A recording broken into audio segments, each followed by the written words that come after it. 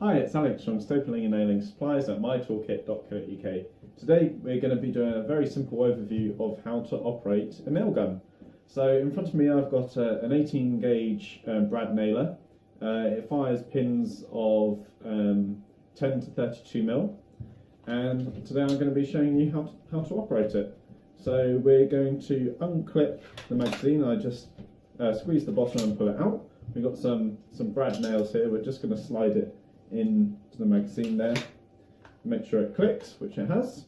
Then we're going to connect it to an air line, because it's an air operated tool. Just make sure it clicks, which it has. And what I'm going to do is just put on my safety specs here, and away we go. So we've got a piece of wood in front of us. We're going to depress the nose guard and squeeze the trigger, and that's fired in the brad into the wood there.